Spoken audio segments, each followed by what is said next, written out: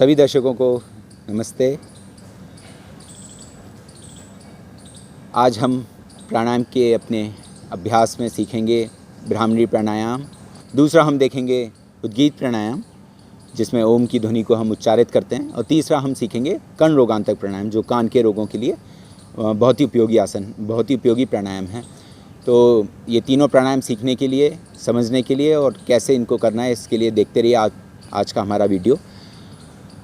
सबसे पहले ब्राह्मणी प्राणायाम। तो ब्राह्मणी प्राणायाम के लिए हमें सीधे बैठना है और सीधे बैठने के बाद अपने जो हाथ की उंगलियां हैं उसमें से 3 उंगलियों को तो रखना है आँखों पर, 1 उंगली को रखना है माथे पर और अंगूठे को रखना है कान पर।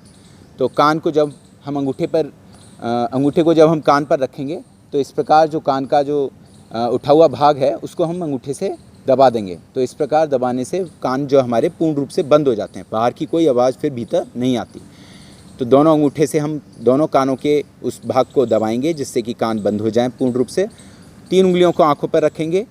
पूरी उंगलियां ऐसे नहीं रखेंगे, खाली जो उंगलियों के जो अग्रभाग हैं, 3 उंगलियों के जो अग्रभाग हैं उनको हम ऐसे आराम से रखेंगे और हल्का सा दबाएंगे, ज़्यादा तेज़ नहीं, हल्का सा।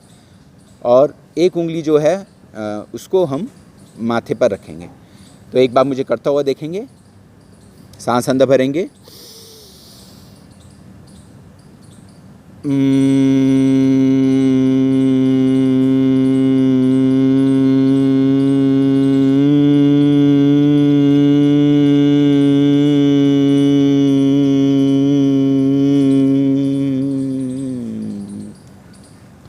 ये मैंने एक बार करके दिखाया आपको ब्राह्मणी प्राणायाम।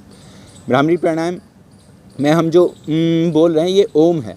बस बिना मुंह खोले ओम को हम बोलना है। तो अंदर ही अंदर ओम की ध्वनि हमारे भीतर गुंजायमान होती है और इसको कोशिश करते हैं हम लंबा देर तक बोलने की।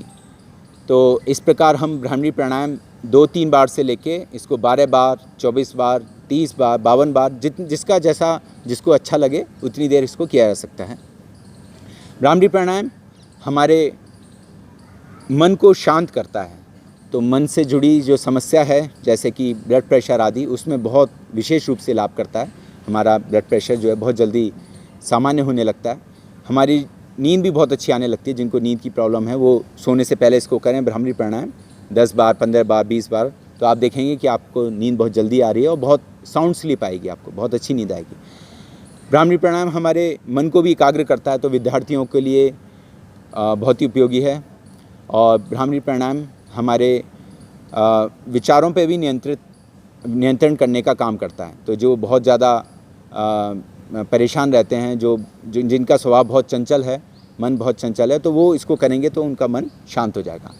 तो ये था ब्राह्मणी प्राणायाम। इसके लाभ हमने देखे और इसका कोई नुकसान है ही नहीं, क्योंकि इसमें कोई गलती करने की संभावना है ही नहीं। तो आप इसको कीजिए रोज़ और आप इसका लाभ उठाइए ज़्यादा से ज़्यादा। अब दूसरा प्राणायाम है उद्गीत प्राणायाम। उद्गीत प्राणायाम के लिए जब ब्राह्मणी हम कर लेते हैं उसके तुरंत बाद हम सीधे बैठे रहते हैं, आंखें बंदी रखते हैं और फिर ओम की ध्वनि को उच्चारित करते हैं मुंह खोल के। इस प्रकार सांस अंदर भरेंगे,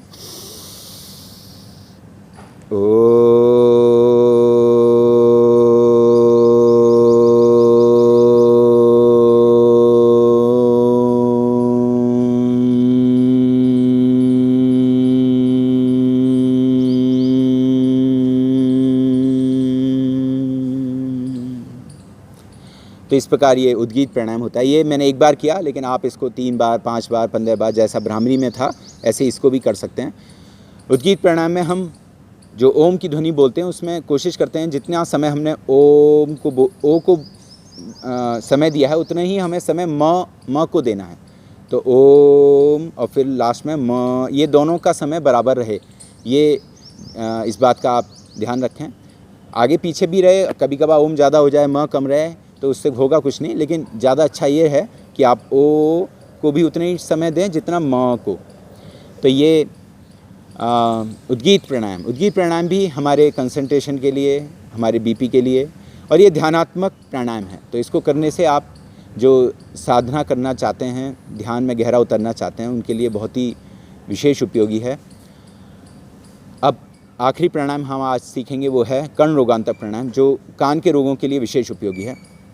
कर्ण रोगांतक प्राणायाम में हम सांस को पहले तो भर लेते हैं, फिर दोनों नाक को बंद कर लेते हैं और फिर बिना नाक हमारी बंद हो चुकी है दोनों हाथों की मदद से और मुंह हमारा बंद है। तो अब हम ना सांस को बाहर छोड़ने की कोशिश करते हैं अंदर से दम लगा के।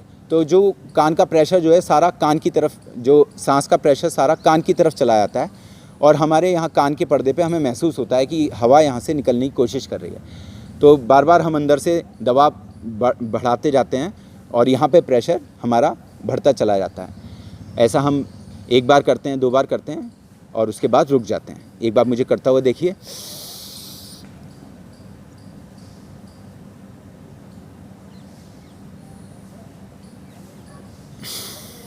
तो जब वापस आते हैं तो सांस लेते हुए हम वापस आ जाते हैं। तो ये था कर्ण रोगांतक प्राणायाम। कर्ण रोगांतक प्राणायाम हमारे कान की जो समस्या है उसके लिए ठीक है, जिनको अगर कम सुनाई देता है या कान में कोई दर्द है। लेकिन हाँ, अगर आपका कान बहरा है, कान में छेद है, तो इस प्राणायाम को बिल्कुल ना करें, ये विशेष ध्यान रखें। उसके लिए आप अपने डॉक्टर से कंसल्ट कीजिए।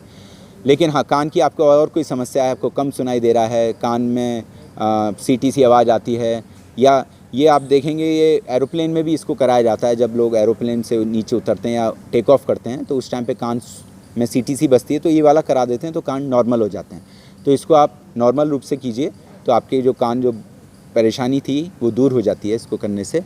तो ये आज हमने 3 प्राणायाम का अभ्यास किया और बाकी पिछले प्राणायाम हमारे चैनल पे आप देख सकते हैं जो हम पहले कर चुके हैं।